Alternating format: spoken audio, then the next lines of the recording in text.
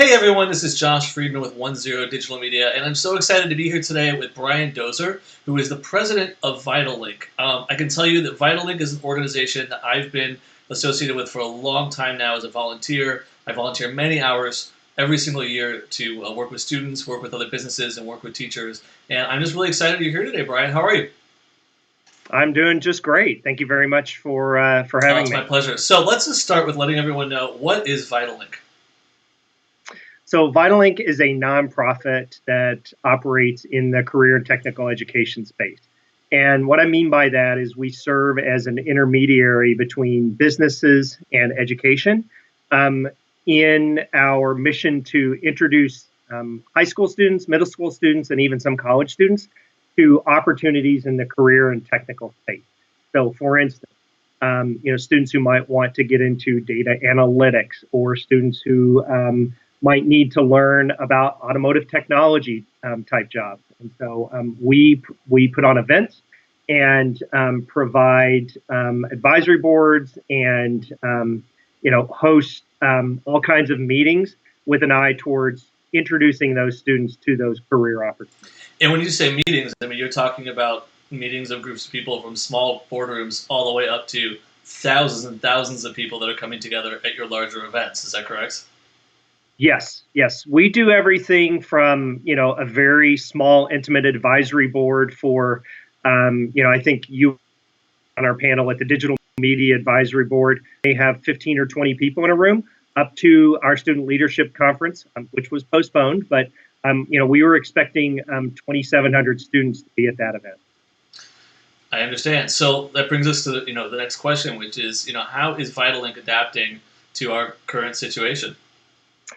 Well, we're doing our best. Obviously, because everything that we do involves high schools and colleges. Right now, everything is on hold. We like to say that nothing has been canceled, everything has been postponed. And so, what we're doing right now is planning for when schools come back into session, probably in the fall, postponing all of our events to that. We also are working on summer academies under the assumption that some of our community colleges and high schools will be back in session, and are hoping to hold those in June and July.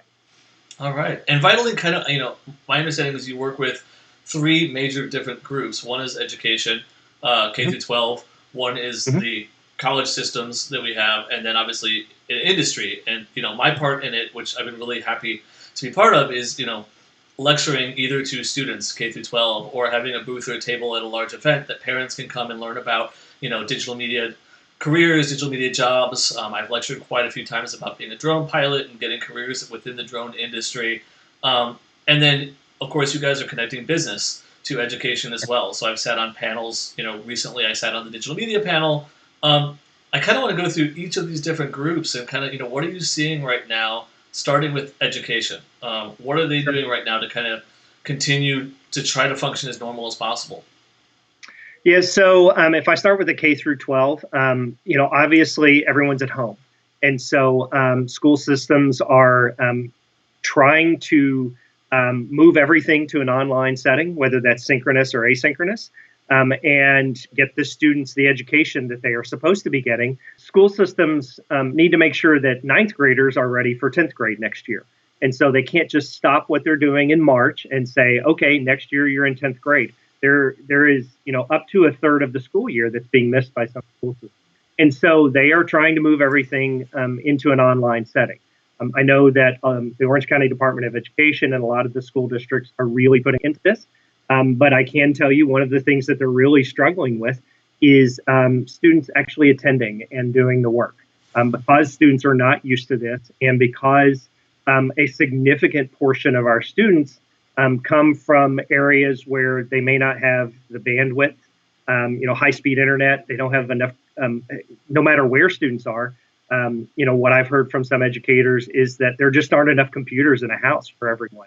If you have 3 or 4 kids in a house, do you have 3 or 4 computers that could be running at the same time and downloading video? And I mean, it becomes a bandwidth issue. And so that's what they're trying to do on the education side, while also planning for, what does the world look like when we come back in August.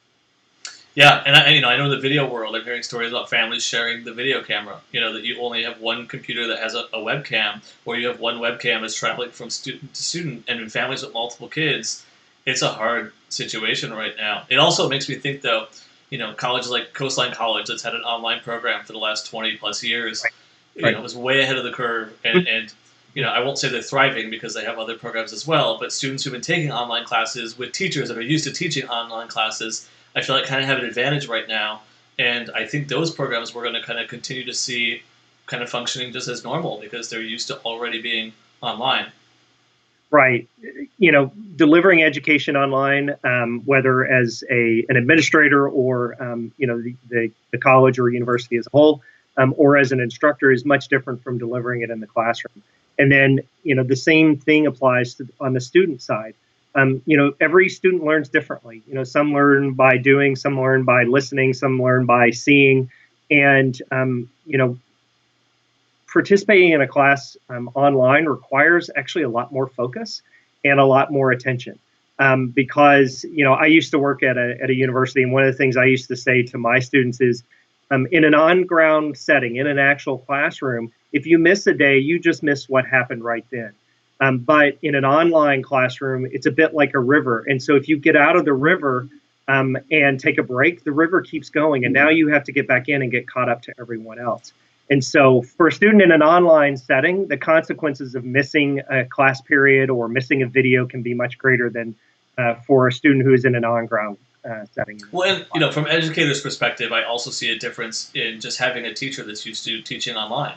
Um, I Yes. think that God bless all the teachers out there who've spent the last 3 weeks trying to figure out how to put together a class in Canvas or a class in Blackboard. But there's going to be a difference between the quality of education, I think, from a teacher who has been just doing this as the norm, for the last 2 decades, versus somebody who within 2 or 3 weeks is trying to put this together with students, again, to your point, that didn't want to be in an online class in the first place. Right. It's a big issue, and the university that I used to work for has been online since 1997. They have a dedicated online learning center, which is set up for instructors to come and learn best practices, and they actually are running almost a 24/7 hotline where you can actually go in on WebEx and interact with somebody from the online learning center. So they're set up for something like that. And you mentioned Coastline. I know the faculty over there. They're used to teaching in an online setting, and Coastline students are used to learning in an online setting. But especially for K through 12, where there's never been a component of online, this is a completely brand new world for them. Much different than it is for the colleges and universities. Yeah, and I think that once we get back, and we will get back, there's going to be a point when people are in the classroom again. I think that this is kind of a forever change sort of thing. It's not going to be exactly the same, and some of that's positive. In that I think that people are finally realizing, oh, there's a lot of resources online and ability Right. to teach online, in ways that I had to learn and had to discover. Even for me doing these broadcasts, I didn't have the software to do these broadcasts before this. And now that I've had time to learn new software and a client that has hired me to use this software, I'm excited to have this new skill. And I think that we're going to see the same thing both in education and in business. Yeah, go ahead. I was going to say I would agree. I think that there has been a certain amount of resistance in the education world to move to online. And now that everyone has been forced to, some eyes will be open, some lessons will be learned. And I agree with you. When we come back, it will be a completely different world. And not just for education, for everyone. Right. I mean, the entire world or the entire United States is learning how to interact differently. A lot of lessons to be learned. And what about businesses? How are businesses adapting, specifically the businesses that you got partnered with Vitalink? So I think it depends on the business. For those that are considered essential businesses, for instance, Parker Aerospace is one of our important partners, and I actually have taught a lot of students from Parker Aerospace. They split their business in two. They had who they considered the non-essential employees, and the administrative folks. Those were sent home when they're working from home. But I have a former student who works on the plant floor. They are a defense contractor doing work on, military jets. that can't stop right now. And so he actually goes into work every day. And so, I think it depends on the business. Some are adapting better than others, I think. My wife's business, she's in the libation business, shall we call it. And, they had a number of staff who were used to working from home from time to time. But for their business, she was just telling me on-premise sales for liquor and wine is down 98%. Wow. And so, what do you do with your distribution system, with your truck drivers, with the folks who are on that side of the business? And so, I think right now businesses are really just trying to figure out, they're holding on for dear life and hoping that they can, make it through this. But I do believe that the landscape is going to look completely different when we come Yeah. out. Depending upon what happens. I agree. Right. Yeah. I mean, retail, for example, who knows what, is going to happen to, the Macy's of the world who have just been completely shut down. I mean, it's, I'm sure they're trying to put resources into online shopping, but, they're known for having a big store. So, and all those stores are sitting closed. So I've had a lot of discussions, and everyone is kind of different, and they're all, the one common thread is they're all just trying to figure it out. Yeah, I think it's the first time in all of our lives where the whole world has really had to come together and make changes at the exact same time. Not just for our own health and safety, which is one part of it, but just in business, everyone's trying to pivot to wherever they can go. Again, for us, it's been a big change. We can't film anything right now. We can't photograph anything right now. Even though some of the things that we would do would be considered essential, nobody wants to hire us to come out and do it because they don't want to be responsible, for us to go out and do things, right? So we're pretty limited to our 2D animation videos, which don't require us to leave the house because they're just done digitally online, or digitally with software, and then broadcast like this. But again, my hope and prayer is that once we are through this and moved on and on the next step, that these are products that we're just going to continue to add to, what we were already kind of servicing before. But obviously, the unknown of when that's going to happen is a little bit daunting, obviously. Right. But, I think what you're doing is smart. You're experimenting. And, we know that, a situation like this, you can either innovate or die, right? And so I think the companies and organizations, whether it's a nonprofit or a for-profit or an educational institution that innovates during this time, they're going to be the ones that come out the other side of it better positioned for whatever the new world looks like, right? And, that's certainly something that we're trying to do as well. So back to VitalLink, the last question that I have is, what can people do to reach out to VitalLink right now if they need help with anything, or is VitalLink just kind of in a holding pattern until people are back at school and work? Well, so from an event standpoint, we're kind of in a holding pattern in that no events will be happening over the next, probably 6 weeks, maybe even 8. It just depends.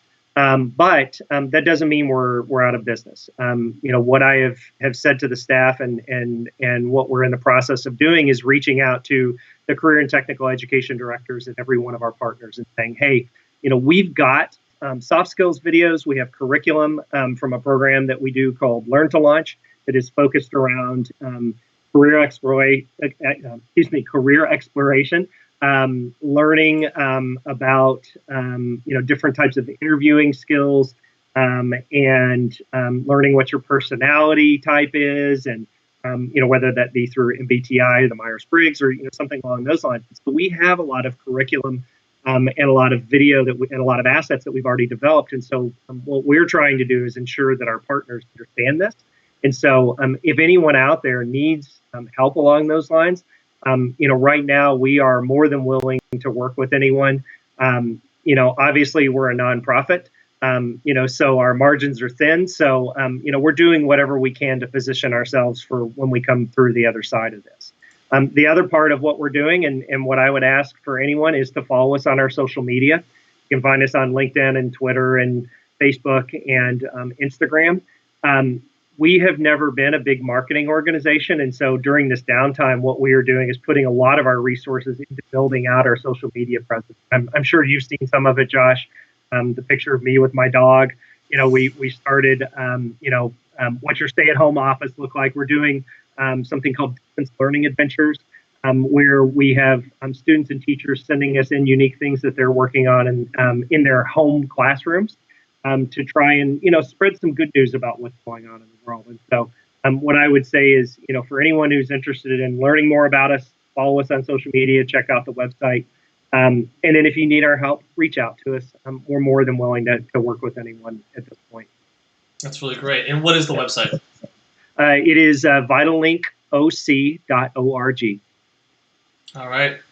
So, Brian Dozer, I'm so grateful that you've taken some time to talk to me today, share a little bit about how you guys are dealing with the situation, and I wish you guys the best of luck. And I agree with you. I think that, until everyone's back into whatever we can call normalcy, the best thing to do is just continue to reach out to your community, to expand your community, to try to help as many people as we possibly can, so that, again, when we're on the other side of this, I think we're all going to have these sort of expanded networks and a better kind of understanding of who's in our network, and the best way that we can all continue to work together moving on in the future. And thank you too, Josh, for all that you have done for VitalLink. You've been a great supporter in the past, and I'm sure you'll continue that in the future, and we really, really do appreciate it. It's really my pleasure. And stay safe and healthy. Thank you so much. And thank all of you for watching. Please subscribe, like this, share it with people, and stay safe and healthy.